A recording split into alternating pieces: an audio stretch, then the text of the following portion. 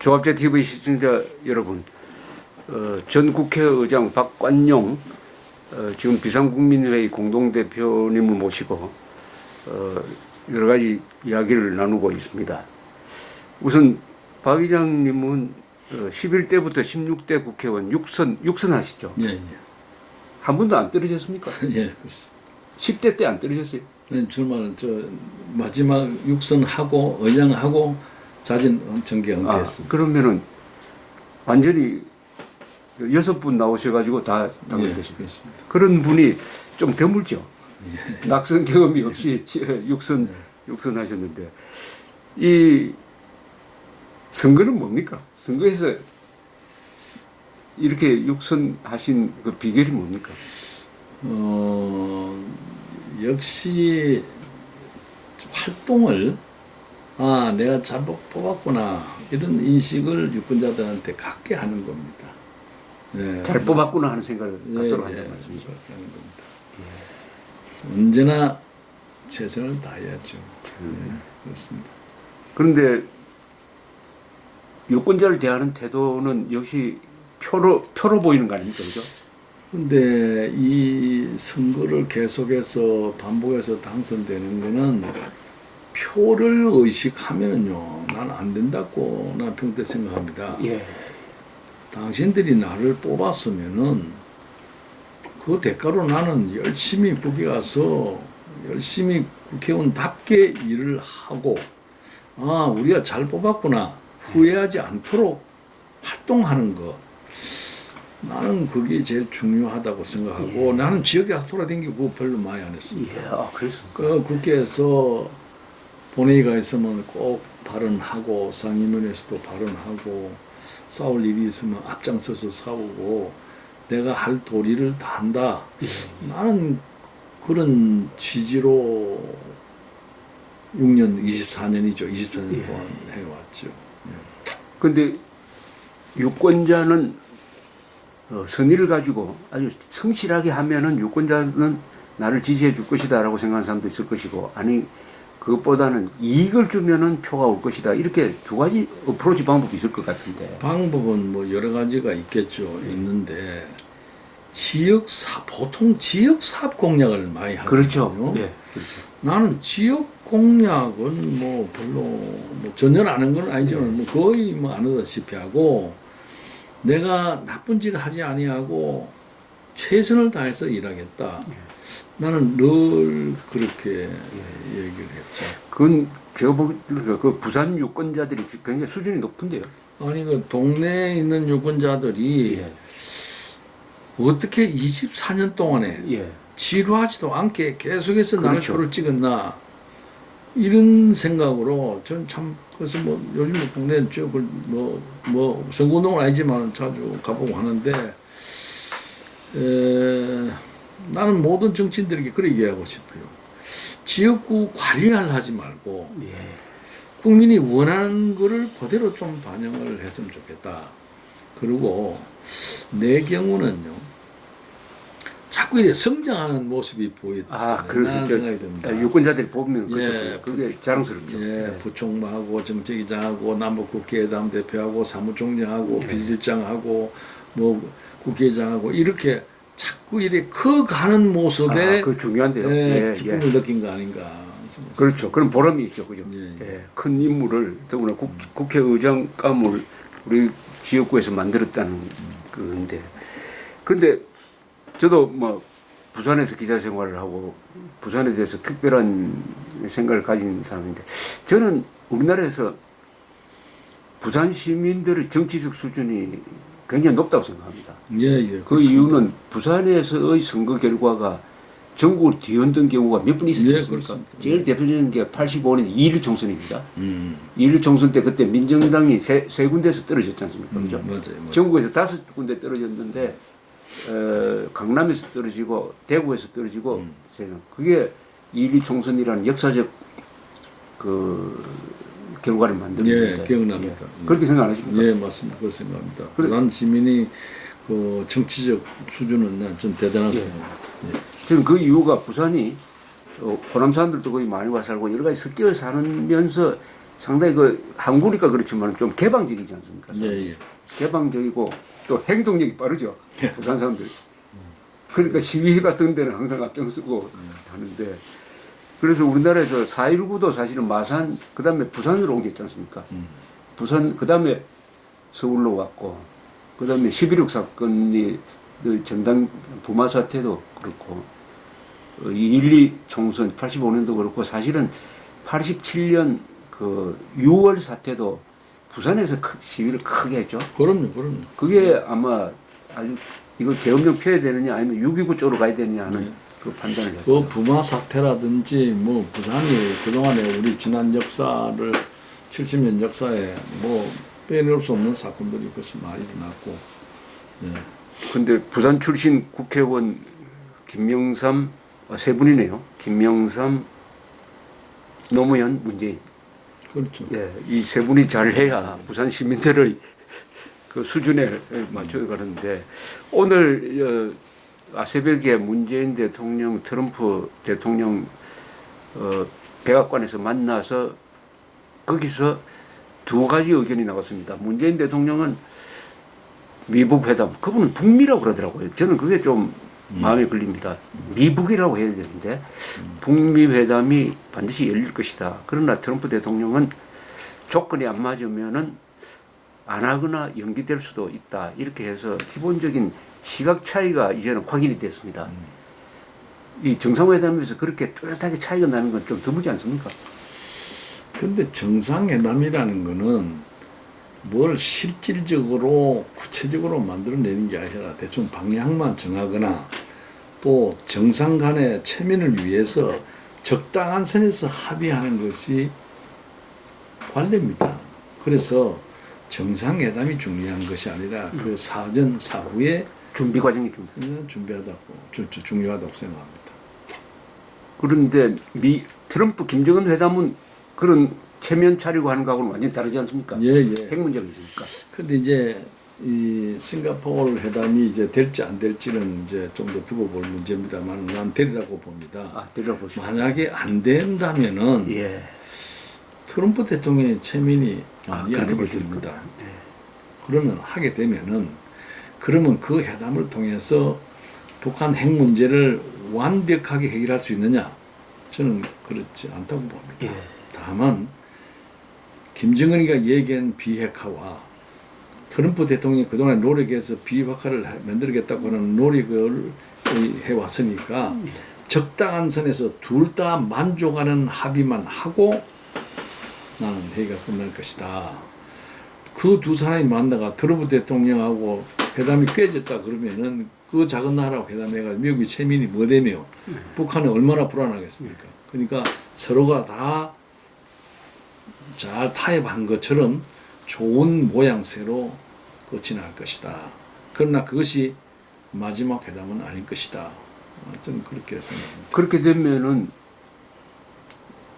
문재인, 김정은, 트럼프 세 사람은 행복해질 수 있지만은 대한민국 국민이 곤란해지는 거 아닙니까? 뭐 말할 것도 없지요. 그게 우리가 제일 가장 그동안에 고민해 왔던 거 아닙니까? 언제나 김정은이 이러기까지 늘 회담해가지고 그 결과가 그대로 결과되어진 것이 없습니다. 거의 뭐 위장하거나 거짓말하거나 숨기거나 미루거나 그렇게 되어 왔지요. 그렇기 때문에 북한이라는 사람들하고 회담한다는 것처럼 나는 이 지구상에서 어려운 게 없다. 그렇게 늘 이해하고 있습니다. 그러니까 북한에 몇 분 가셨죠? 제가 85년도에 남북 국회의담 대표가 돼가지고 90년 동안에 11차례 회담을 했습니다.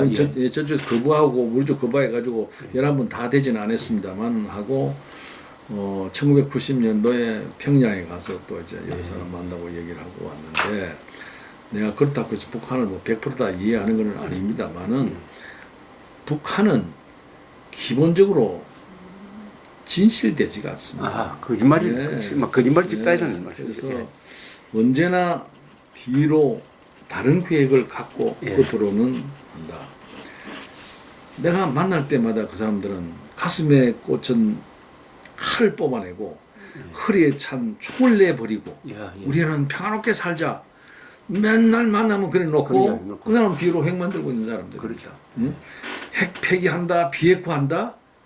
어떻게 만든 비핵화인데요? 어떻게 하면 북한이 핵인데. 그 핵을 안 내버립니다. 예. 그 우리가 정말 우리가 잘 알아야 되는데 북한은 왜 그렇게 밥을 굶으면서 핵을 만들었는가? 예. 핵 아니면은 우리가 살아남기 없죠. 없기 때문에 만든 생명을 보존하는 유일한 그렇죠. 무기로 핵을 만든 겁니다. 그 핵을 미국과 남한이 평화 운운한다고 해서 포기한다? 그거는 얘기가 안 되죠. 그리고 핵을 개발해 놨다면은 핵을 개발한 인력이 있고 기술이 있으면은 그는 핵무기를 가지고 있는 나라가 그 마찬가지죠. 마찬가지입니다. 기술만 있으면 사람 때문에 기술이 있으면 북한의 비핵화란 말에 속지 넘어가서 뭐 다른 서로 약속을 한다는 거는 저는 빈말이라고 생각합니다. 선대의 유언이다. 그게 도대체 선대 유언이란 말까지는 정확하게 한 겁니다. 그러니까 조선반도의 비핵지대화가 선대 유언이다. 그것은 한미동맹 해체, 주한미군 절수를 의미한다. 그 뒷부분을 자꾸 놓치고 사람들이 앞부분만 듣는데, 그런데 이 북한 사람들 접촉해 보면은 그 사람처럼 느껴집니까? 그렇게 자꾸 속기만 하면 어떤 인간적인 최소한 교감이 안 생깁니까? 지금은 이제 그 사람이 이제 죽었지만은 정금 처리하고 내하고 수십 분을 만났죠. 예, 안병수하고 뭐 러시아에서도 만났고 예. 만났는데 얘기를 하면은요 멋지게 얘기를 합니다. 무슨 근데 다음 가면 달라져 버리고 또 엉뚱한 소리 나와 버리고 우선 기본적으로 이 사람하고 내하고 회담을 하면 무엇이 되겠다라는 희망을 못 가져요. 네? 저 남북한 회담을 할 때 남북한의 그 국회의원들이 다 모여가지고 평화 선언을 합시다. 예. 뭐 그런 제안을 해요. 그건 나쁜 게 어디 있습니까? 그렇죠. 좋은 말이. 근데 거기에는 또 다른 가시가 들어있는 겁니다. 독소가 들어있죠. 예, 독소가 들어있고 그래 그거는 남북한에 정부가 있으니까 남북한에 뭐 총리가 만나든지 뭐 두 사람이 지도자가 만나가지고 그거 하면 될 거 아니냐. 뭐 전혀 본 길은 두고 엉뚱한 길로 자꾸 유도를 하는 겁니다. 이제 다른 문제가 있는 거죠. 그래서 그 비핵화를 지금 얘기를 합니다. 트럼프 대통령은 김정은이가 진짜로 비핵화 선언에 답해올 거라고 기대하고 있는 것 같은데 그거는 큰 오산이다. 제가 북한을 경험한 결과는 오산이다. 이런 생각을 가지고 있습니다. 근데 우리로서는 회담이 이루어지지 않아야 또는 이루어지더라도 거기서 트럼프 대통령이 양보를 하지 않아야 대한민국 국민과 국가 이익이 보존될 수가 있는데 최악의 경우에는 근사한 합의가 이루어지고 금정 사찰 단계에 들어가서는 옛날처럼 또 길이 막혀버리고 그 대신 남북 관계는 이미 회담이 이루어져서 이제 평화 쪽으로 간다고 해가지고 4.27 판문점 선언을 비준 동의해가지고 법적 효과까지 거두자, 개헌 쪽으로 가자, 이런 쪽으로 연방제로 가는 일대 평화 드라이브가 이루어지는 게 최악 아닙니까? 예, 그런 게 그러면 지금 이 단계에서는 예상할 수 트럼프 있죠. 대통령한테 좀 편지를 보낸다든지 이런 게 해야 되는 거 아닙니까? 그러니까 트럼프 대통령이 문재인 대통령에게 전화를 해서 당신이 내한테 한 얘기와 북한이 하는 다르다. 일이 전혀 다르니 이게 어떻게 된 거요? 예. 라고 질문하는 것은 이미 북한이 어떤 사람이라는 것을 얘기를 벌써 한 겁니다. 예. 한 것이고 예. 지금 그 풍계리 실험장을 뭐 파괴한다고 사람 와서 구경하라 그러는데 이미 우리가 냉각기 폭파할 때 나도 속았어요. 그렇죠. 지금 냉각탑 하는 거 보니까 2008년에 영변 시설. 이게 좀 미국이 겁이 나고 해서 저 파괴하는구나 싶었는데 당했죠. 지금 트럼프 대통령이 이번 북한하고 회담할 때 처음에는 나는 속았으라고 봅니다. 근데 그 이후에 하는 짓을 보고 아니구나 하고 깜짝 놀랐을 겁니다. 예. 그래서 문재인을 향해서 왜 네 말이 틀리느냐라고 항의하는 것은 네가 자꾸 내한테 그렇게 이렇게 설명하고 믿었더니 그게 아니더라 라고 마지막에 책임을 이쪽으로 돌릴 가능성이 있습니다. 그래서 대단히 조심해야 되고 나는 참 좋은 기회라는 것이 미국이 북한이라는 존재를 일부라도 이해하게 된 것을 정말 다행으로 생각합니다. 예. 근데 이해하게 되는데 수업료를 우리가 지불하면 큰일인데. 그런데 지금 오늘 트럼프 이야기에서 귀담아 들어야 될 게 하나 있더라고요. 한 칼에 다 해결하는 거, 일괄 타결, 그게 물리적으로 어렵다면은 단계적으로도 할 수 있지. 딱 이렇게 이야기했습니다. 그게 바로 시진핑, 김정은이가 만나가지고 시진핑이가 트럼프한테 전화로 이야기한 단계적 해결을 상당 부분 수용을 했어요. 트럼프가. 그러면서도 다른 조건이 안 맞으면 연기한다. 이런 식으로 아주 복잡한 이야기를 하더라고요. 트럼프 대통령이 오늘도 그러대. 자기가 이런 협상 많이 해봤다고. 많이 해봤고, 시진핑은 세계 최고의 포커 플레이어인데 나도 못지않다 이런 쪽으로 이야기를 하는데, 제 생각은 이 장사꾼의 이 협상과 북한식으로 생존을 걸고 죽기 아니면 살기로 나오는 그 협상이 딱 부딪혀버리면은 나는 북한이 이길 것 같은데요. 근데 북한 사람들의 해담술이라는 것은 굉장히 능수능란합니다. 그 왜 그러냐 하면은 마지막 자기가 시도하는 그거는 그대로 숨겨놓은 채 계속해서 위장을 하기 때문에 그 이제 위장하는 방법을 잘 이제 경험을 해가지고 묘하게 상대방을 속입니다. 그래서 나는 미국이 너무 순전하게 덤벼들었다가 깜짝 놀란 겁니다. 지금 깜짝 놀란 상태죠. 깜짝 놀래가지고 문 대통령한테 책임을 넘기는 것과 같은 비슷한 얘기를 합니다. 네가 내한테 한 얘기하고 지금 하는 게 다르지 않느냐 이렇게 나오는 거죠. 이거는 이제 나만의 일부를 내가 소화한 게 아니라 소화했다는 것을 일부 책임을 넘기는 건데 앞으로 나는 북한이 저랬다가 또 땡겼다가 놓았다가 땡겼다가 놓았다가 하면서 나는 회담을 더 진전이 있으리라고 봅니다. 그러나 마지막 합의에서는 나는 핵은 형식적으로 외부 보이는 모양새는 다 없어지더라도 알맹이는 남아있는 회담이 되고 말 것이다. 저는 그렇게 생각합니다. 근데 김정은이가 제일 중요하게 생각한 문서는 두 가지입니다. 하나는 4월 20일 북한 노동당 중앙위원회 전원회의에서 만들어낸 결정서가 있습니다. 장문의 결정서에서 핵심은 이제 우리는 핵 보유국이 되었다. 우리 체제를 지키는 보금을 만들었다. 이런 표현을 썼습니다. 보금. 그리고 우리 후손들이 행복하게 살 수 있는 담보를 만들었다. 그러니까 앞으로는 핵실험부터 할 필요 없고 세계 평화를 위해서 군축 회담에 나서겠다. 그래서 김정은이가 트럼프를 만나는 것은 핵 보유국 국가의 원수로서 당당하게 미국을 상대해가지고 앞으로 군축 논의한다. 그 군축에서는 밀고 당길 수 있다. 그러니까 이 핵 보유국 지위는 반드시 미국 대통령을 받으면 인정받는 거 아닙니까? 사실은 인정받는 거라고 볼 수 있습니다. 국제적으로. 그것이 제일 큰 돈인 것 같아요. 그 그림. 근데 미국은 북한의 완전한 비핵화가 목표입니다. 그렇게 보십니까? 미국도? 저는 그렇게 봅니다. 그러면 북한적으로 무너뜨려야지 사실은. 그런데 이 북한이라는 나라는 국제 정치학이라는 걸 무언가에 대해서 완벽하게 나름대로는 이해하고 있는 겁니다. 뭐냐? 힘 없는 놈은 힘 있는 놈한테 맞아 죽는 것이 국제 정치학이다. 그렇게 보면 파워 파리틱이다. 힘 있는 놈이 장대이다. 밀림의 세계와 같다. 장거리 세계로 보는 정거리 세계이죠. 그래서 힘 없는 노루가 살라 그러면은 사자나 호랑이보다도 더 빨리 도망갈 줄 알아야 산다. 그런 게 이제 동물의 세계 아닙니까? 김정일이는 선대 때부터 유언이 뭐냐? 내가 이런 국제 정치학 속에서 살아남으려 그러면은 핵을 가지는 길밖에는 없다.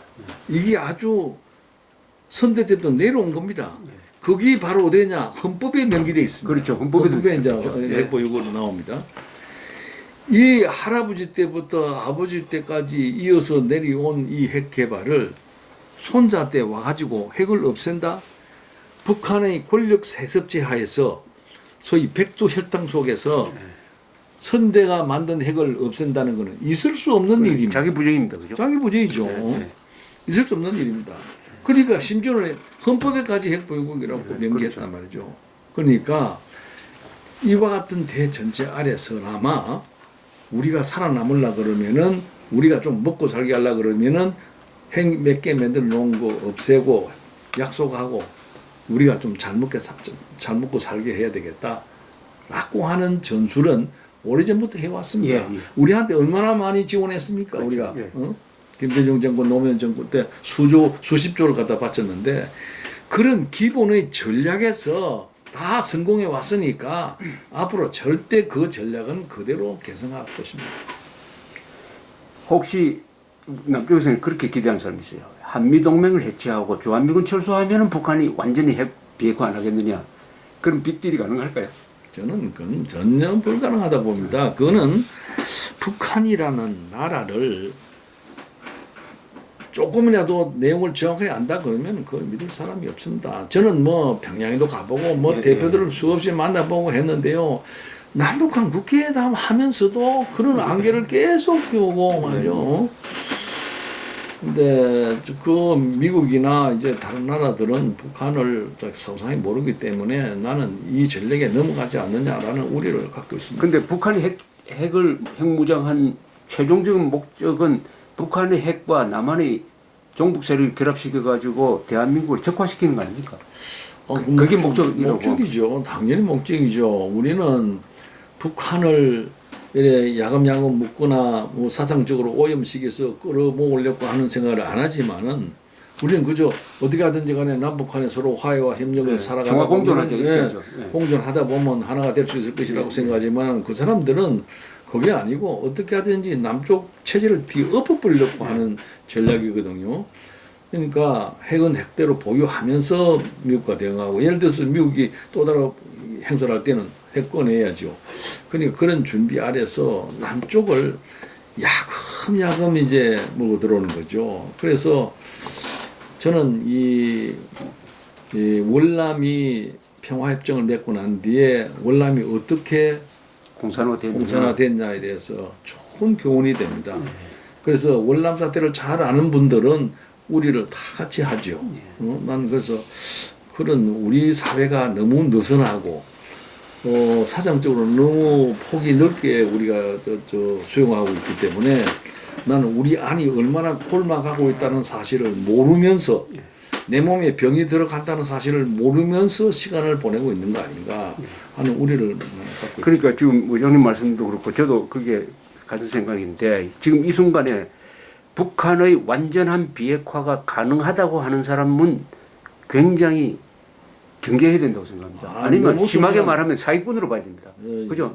그건 절대로 불가능한데 독사 보고 코브라 보고 독을 빼라는 거하고 마찬가지인데 그래서 우리가 전쟁을 해서 핵을 제거하는 것 이외에는 회담을 통해서는 절대 불가능하다는 걸 전제로 해놓고 그럼 우리는 뭘 할 거냐? 그럼 우리는 자연히 전술핵을 재배치하든지 아니면 우리도 핵 개발을 하든지 아니면 사드 배치를 완벽하게 하든지 해가지고 북한이 핵을 가진 상태에서 우리는 전술핵으로 이렇게 서로 무력화시켜 버리면 되는 거 아닙니까? 전술핵 재배치가 저는 제일 쉬울 것 같은데요. 네, 전술핵 배치도 필요하지만은 우리가 북한의 비핵화를 계속 주장하고 있기 때문에 나는 미국과의 그와 같은 북한의 실태에 대해서 북한을 잘 설명을 이해해가지고 한미 동맹을 강화해 나가면서 급할 때는 언제든지 동맹만 있으면 뭐 우리 핵 방어 할 수 있으니까 그래서 기존의 긴장 상태, 대치 상태를 저는 조금이라도 놓쳐서는 안 된다.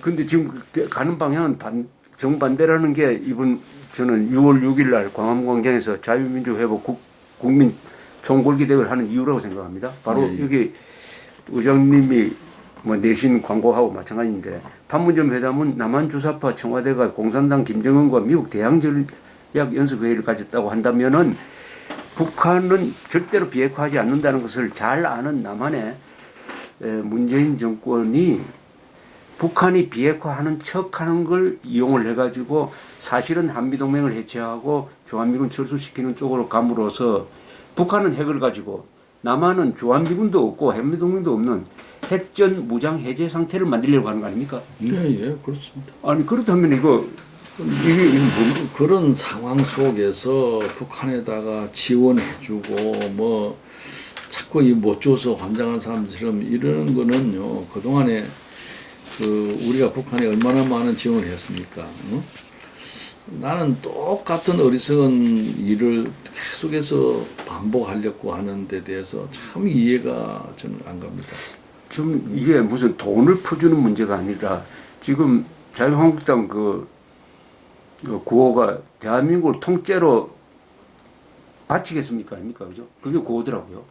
그 말대로 체제를 북한 밑으로 밀려고 하는 집권 세력이 있다는 것은 가공할 사태인데 그렇다면 이거는 국민들이 들고 일어나야 되는 거 아닙니까? 그럼요. 국민들이 들고 일어나야 되니까 그 시도로서 저는 6월 6일 광화문광장 1시에 국민들이 모여야 된다고 생각하는데 이거는 사실은 저는 국민 저항 운동을 정당화하는 상황이 아닌가 하는 생각까지 듭니다.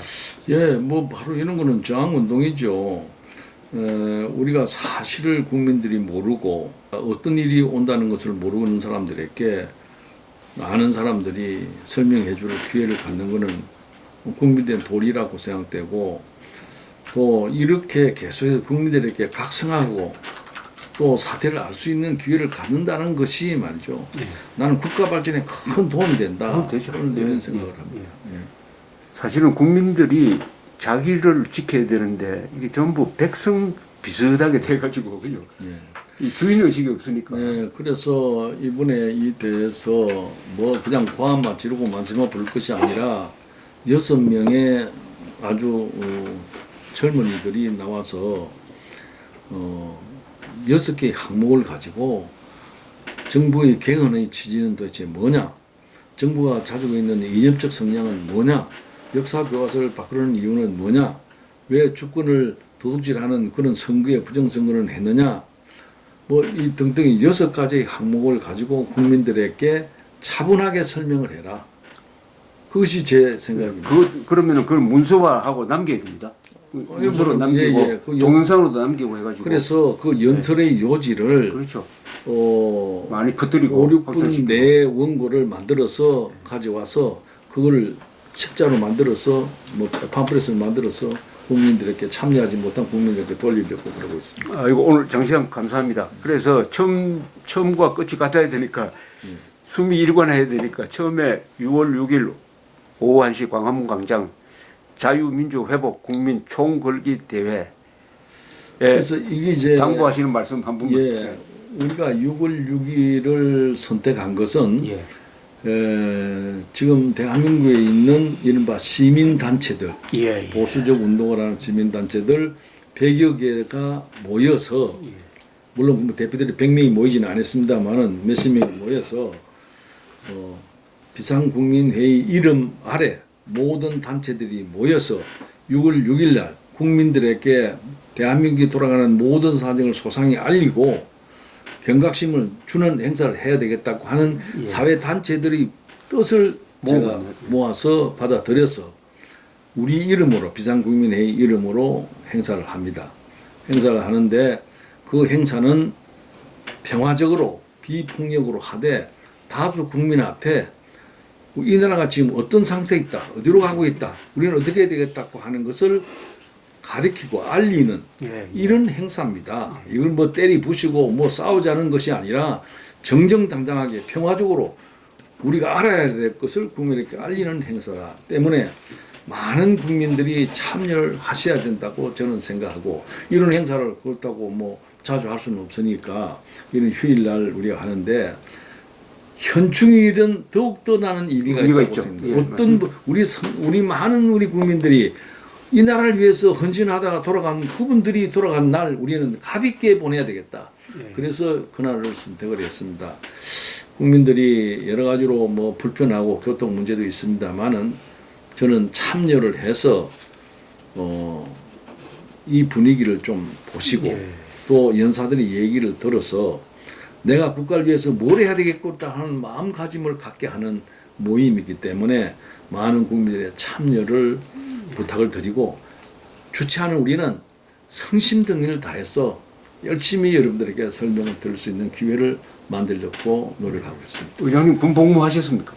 물론이죠. 몇 사단 출신? 육사단입니다. 아, 육사단 출신. 향로봉 밑에서 근무했는데 육사단. 겨울이면 내보다 키가 넘는 문속에서 제가 훈련 생활을 했죠. 아주 육사단 자랑스러운 사단이에요. 예. 6.25 때 춘천을 3일간 방어해가지고 맞습니다. 예. 북한의 전략을 바꾼 사단인데. 대한민국 6.25 때 사단 중에서 세 번째로 희생자가 많은 그렇습니다. 사단이었어요. 예. 8사단이 18,000명, 7사단, 6사단이 한 전사자가 14,5,000명 됩니다. 네. 한 개 사단에서 전사자가 10,000명 넘는 이런 군대는 세계에서 없습니다. 그러니까 이런 분들의 희생으로 대한민국이 말하자면 피로 뿌린 강토 위에 서 있는 게 대한민국인데 마침 6월 6일을 딱 잡으셔가지고 6월 6일이 또 아주 나한테 의미 있는 게 내 생일입니다. 아, 그래서 이 생과사가 같이 있는 이 자리에서 그러니까 위기의 본질을 국민들이 알면은 국민들이 가만히 있지 않을 것이다. 이걸 기대하는 거죠. 예. 위기의 본질을 얼마나 지금 우리가 위험한지를 우리 국민들이 알아야 되겠습니다. 오늘 감사합니다. 예. 수고했습니다.